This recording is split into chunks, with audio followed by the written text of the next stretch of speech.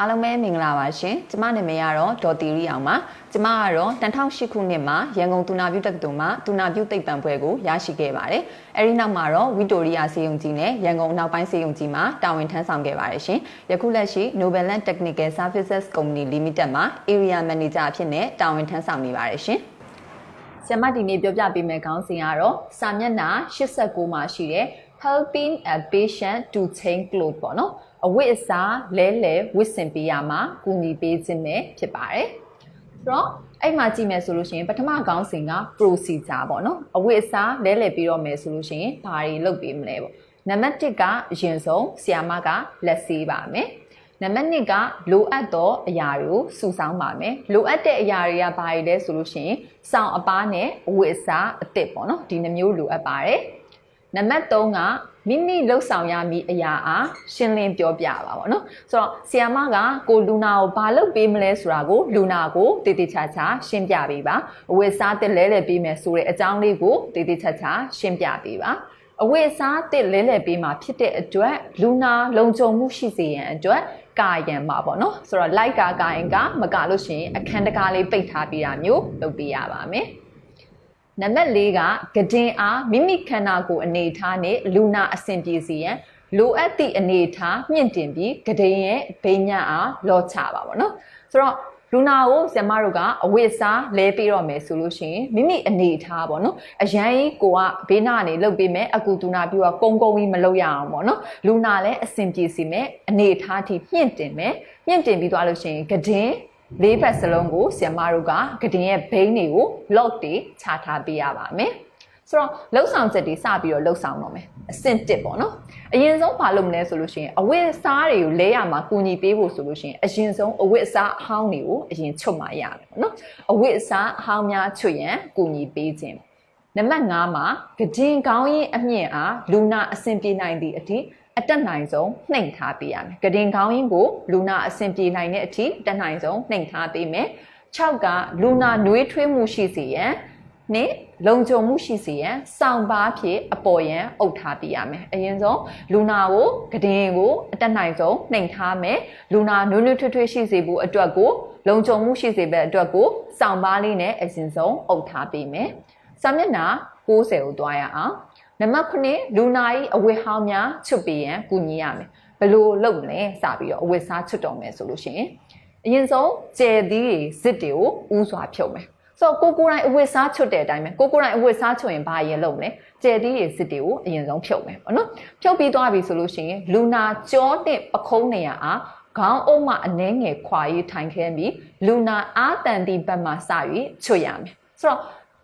လူနာရဲ့ကြောနဲ့ပခုံးကိုခေါင်းအုံးလေးကနေပြီးနည်းနည်းခွာပြီးတော့ထိုင်ခိုင်းမယ်ထိုင်ခိုင်းပြီးသွားလို့ရှိရင်လူနာတန်တဲ့ဘက်ကနေပြီးတော့စပြီးတော့ချွတ်မယ်ဥပမာညာဘက်တန်တယ်ဆိုညာဘက်ကစချွတ်မယ်ဘယ်ဘက်တန်တယ်ဆိုဘယ်ဘက်ကစပြီးတော့ချွတ်မယ်ပြီးမှအာမတန်တဲ့ကြံတစ်ဖက်အားလက်မောင်းမှတစ်စင်းဖြည်းဖြည်းချင်းဆွဲချွတ်ရမယ်ဒါဆိုလို့ရှိရင်ဆရာမတို့ကအရင်ဘာလုပ်မလဲဆိုလို့ရှိရင်ကျယ်သီးရဲ့စစ်တွေကိုအရင်ဖြုတ်မယ်ဖြုတ်ပြီးသွားတော့မှအင်ကြီးချွတ်မယ်ပေါ့နော်အင်ကြီးချွတ်တဲ့အချိန်မှာဆိုလို့ရှိရင်ကိုအာတန်တဲ့ဘက်ကိုအရင်ဆုံးချွတ်တစ်ဖက်ကိုပေါ့နော်အရင်ဆုံးချွတ်ပြီးသွားတော့မှအာမတန်တဲ့ဘက်ကလက်ကိုပေါ့နော်လက်မောင်းကနေတစ်စင်းတဖြည်းဖြည်းချင်းဆွဲချပြီးတော့ချွတ်ရမယ်ဒါအင်ကြီးချွတ်နေဘောင်းမီချွတ်တော့မယ်ဘောင်းမီဒါမှမဟုတ်လို့ရှိရင်လုံကြီးချွတ်ပါကလူနာအားဒူးကွေးရခြေပွားအားကဒင်မော်ရင်ပြားချထားပါစေအရင်ဆုံးမလုပ်မလဲဆိုလို့ရှိရင်လူနာဒူးကွေးပြီးတော့ခြေပွားကိုကဒင်ပေါ်မှာပြားချထားပါပြီးရင်လူနာတင်မအားကဒင်ကနေကြွခိုင်းပါဆိုတော့တို့တွေကဂရင်တင်လူနာတင်မကိုကဒင်ပေါ်မှာကြွခိုင်းမယ်ကြွခိုင်းပြီးတော့မိမိလက်ကိုစောင့်မအောက်ကိုတွင်းပြီးတော့တင်မမှတစင်းချွတ်ချပါပစိုးဖြစ်ဒီဘောင်းမီဖြစ်ပေါ့နော်လုံစီဖြစ်ဘောင်းမီဖြစ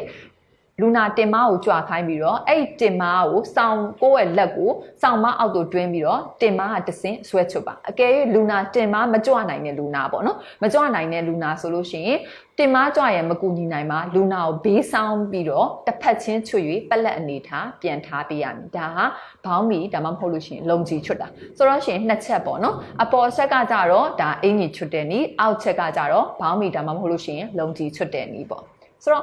့ဒါအဆင့်1အဆင့်2မှာကြတော့အဝတ်အစားအဟောင်းတွေကိုချွတ်ပြီးသွားပြီးအဆင့်2မှာအဝတ်အစားအသစ်တွေကိုပြန်ဝတ်ပေးဖို့ကူညီပေးရမယ်ဆိုတော့ရှစ်ကအဝတ်အစားများအားကူညီဝတ်ပေးခြင်းပေါ့ ဆိုတော့ဘောင်းမီဝစ်ပြီးတော့မယ်ဘောင်းမီအားအောက်ဖက်မှခါးစီးအထိစုပ်ကိုင်ပါမတန်သောခြေထောက်ဖက်စသွင်းပြီးနောက်တစ်ဖက်ကိုတွင်း၍ဒူးနာတဝိုက်ထိတက်နိုင်သမျှဆွဲတင်ပါဒီအထိပြောရမယ်ဆိုလို့ရှိရင်ဘောင်းမီကိုအရင်ဆုံးဘာလုပ်မလဲဆိုလို့ရှိရင်ခါးစီးနာတက်နေပြီးတော့စုပ်ပြီးတော့ကိုင်မယ်ကိုင်ပြီးသွားလို့ရှိရင်ခြေထောက်ကဘယ်ခြေထောက်ကမတန်ဘူးလဲဘယ်ဘက်လားညာဘက်လားဘယ်ဘက်မတန်ဘူးဆိုလို့ရှိရင်ဘယ်ဘက်ခြေထောက်ကိုအရင်စသွင်းပြီးသွားလို့ရှိရင်ညာဘက်ခြေထောက်ကိုတွင်းပြီးသွားတော့မှဘာဖြစ်လဲဆိုတော့ဒူးနာအထိကိုအရင်ဆုံးဆွဲတင်ဒူးအထိကိုအရင်ဆုံးဆွဲတင်မယ်တင်ပြီးသွားပြီဆိုလို့ရှိရင်လူနာကိုဒူးကွေးပြီးတော့ခြေပွားအားကတင်ပေါ်တွင်ပြားပြားချကတင်မအားကတင်မကြွခိုင်းမယ်ဆိုတော့ဒူးကွေးပြီးတော့တင်မလေးကြွခိုင်းလိုက်မယ်အဲ့လိုကြွတဲ့အချိန်မှာမိမိအောက်အားစောင်းမိမိလက်အားစောင်းမအောက်မှာရှို့သွင်းကဘောင်းမီအားတင်မအောက်မှာတစင်းခါနာထိဝစ်ပေးပါသူအဲ့လိုတင်မကြွတဲ့အချိန်မှာကို့လက်ကစောင်းမအောက်ကနေရှို့သွင်းပြီးတော့ဘောင်းမီကိုတင်မအောက်မှာတစင်းခါနာထိဝစ်ပေးရမယ်အကယ်၍လူနာဟာတင်မကြွရမကူညီနိုင်ပါကလူနာအားဘေးတစ်ဖက်တစ်ချက်စီစောင်းခိုင်းပြီးတော့တစ်ဖက်ချင်းဝစ်ပေးကပက်လက်အနေထားနဲ့ပြန်ထားပေးရမယ်ဒါဟာဘောင်းမီဝစ်ပေးတဲ့အနေထားလေးပါဆိုတော့နောက်တစ်ချက်ကအင်ကြီးဝစ်ပေးတဲ့အနေထားပေါ့အင်ကြီးလေပင်ပေါက်မှစုကင်ပြီးခေါင်းပေါ်ကနေအရင်ဆွတ်ချမယ်အားနည်း၍မဆန့်နိုင်တော့လက်တစ်ဖက်မှစပြီးတော့အင်ကြီးလက်ကိုရှို့သွင်းပါဘယ်ဘက်လက်ကတိတ်ပြီးတော့မဆန့်နိုင်ဘူးအားနည်းတယ်အဲ့ဒီအားနည်းတဲ့လက်တစ်ဖက်ကနေပြီးတော့အင်ကြီးလက်ကိုအရင်ရှို့သွင်းမယ်ပြီးမှတန်သည့်အားကောင်းသည့်နောက်တစ်ဖက်ကိုဝစ်ဆင်ပေးရမယ်လူနာခေါင်းနဲ့ပခုံးနေရအားခေါင်းအုံးမှအနှဲငယ်ခွာ၍ထိုင်ခိုင်းပြီးအတွင်းအင်ကြီးအားခါနာထိရအောင်ဖြည်းဖြည်းချင်းဆွဲချ၍ဝစ်ပေးပါလူနာခေါင်းနဲ့ပခုံးကိုနည်းနည်းလေးခေါင်းဝင်ခွာခိုင်းပြီးသွားပြီဆိုလို့ရှိရင်အတွင်းအင်ကြီးကိုခါနာထိရအောင်ဖြည်းဖြည်းချင်းဆွဲချပြီးတော့ဝစ်ပေးမယ်ဒါဆိုလို့ရှိရင်ခေါင်းကိုအရင်စွတ်မယ်စွတ်ပြီးသွားပြီဆိုလို့ရှိရင်အားနည်းတဲ့လက်ကိုအရင်ရှို့သွင်းမယ်ပြီးသွားတော့မှအားကောင်းတဲ့လက်ကိုထည့်မယ်နောက်ပြီးသွားတော့မှခါအထီကိုအင်ကြီးကိုဆွဲချမယ်ပေါ့နော်တကယ်လို့ဒါကကြတော့အပေါ်ကနေဆွတ်ချရတဲ့အင်ကြီးမျိုးပေါ့တကယ်လို့လူနာဟာရှေ့ကွဲအင်ကြီးဝစ်ထားတယ်ရှေ့ကွဲအင်ကြီးဝစ်စင်လာပါကအင်ကြီးဟာလက်ကောက်ဝစ်နေရာကနေစုကင်ပြီးတော့လက်အားကင်ဟာလက်မောင်းအထိအင်ကြီးလက်ကိုဆွဲသွင်းပါအင်ကြီးလက်အားပခုံးမှစာရေးတက်တက်ပြည့်ရဖြစ်အောင်ညှိပါလူနာ၏ခေါင်းနဲ့ပခုံးနေရာအားခေါင်းအုံးမှအနှဲငယ်ခွာရေးထိုင်ခိုင်းပြီးလက်တစ်ဖက်ဝစ်ထားသောအင်ကြီးကြံတစ်ပိုင်းအားကြောပတ်မှပတ်၍ကြံတစ်ဖက်သို့ဆွဲယူပါပြီးနောက်လက်တစ်ဖက်အားရှို့သွင်းပါကျဲသည့်သို့ဖုံစစ်အားတက်ဆင်ပါပေါ့နော်ဆိုတော့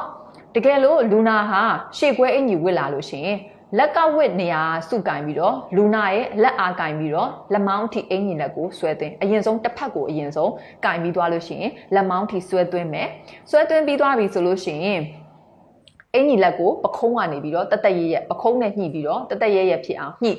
ိပြီးသွားပြီဆိုလို့ရှိရင်လူနာကိုရှေ့လေးနည်းနည်းပေါ့နော်ခေါင်းနဲ့ပခုံးကိုခေါင်းမှအနှဲငယ်ခွာပြီးတော့ထိုင်ခိုင်းမယ်ထိုင်ခိုင်းပြီးသွားတော့မှနောက်လက်တစ်ဖက်ကိုကြောဘက်ကပတ်ပြီးတော့နောက်လက်တစ်ဖက်ကိုဝစ်မှာပြောရလို့ရှိရင်ပထမဦးဆုံးလက်တစ်ဖက်ကိုအရင်ဝစ်မယ်ဝစ်ပြီးသွားတော့မှကြောနောက်ကနေအင်ကြီးကိုဆွဲယူပြီးတော့နောက်လက်တစ်ဖက်ကိုဝစ်မှာပါဝစ်ပြီးသွားပြီဆိုတော့မှဘာလုပ်မလဲဆိုလို့ရှိရင်ကျဲသီးသို့မဟုတ်ဇစ်ကိုတက်ပေးရမယ်ဒါဟာအင်ကြီးနှစ်မျိုးဝစ်တာပေါ့နော်အပေါ်ကနေဆွတ်ချတဲ့အင်ကြီးရဲ့ရှေ့ခွဲတဲ့အင်ကြီးရဲ့ဝစ်တဲ့နီးလေးတွေပါနံပါတ်6ကကြတော့အဲ့လိုတွေအဝတ်အဟောင်းတွေလည်းချွတ်ပြီးသွားပြီအဝတ်အသစ်တွေလည်းဝတ်ပြီးသွားပြီဆိုလို့ရှိရင်လူနာအားတက်တောင့်တက်တာအနေထားမှာထားပြရပါမယ်စာမျက်နှာ61ကိုဆက်ပြီးတော့သွားပါမယ်10ပေါ့နော်လူနာကတင်အားတင့်တော်သည့်အခြေအနေထိနှိမ်ထားပြီးဘိန်းများကိုလော့ချပါလိုအပ်ရင်အတူညီတောင်းခံနိုင်ရန်လူခေါ်ခေါင်းလောက်အားလက်ကမ်းမိသည့်နေရာတွင်ထားပြရမည်ကတင်ဘေးမှာအကာအရံများကိုတင်ထားရမည်ဆိုတော့ခုနကတော့ဆီယမတို့ကလူနာကိုကတင်ကိုမြင့်ထားမယ်ပေါ့နော်ကိုယ်အနေထားရလူနာအနေထားရအဆင်ပြေအောင်ဆိုပြီးတော့ကတင်မြင့်ထားမယ်အခုလူနာကတင်ကိုကိုကဒ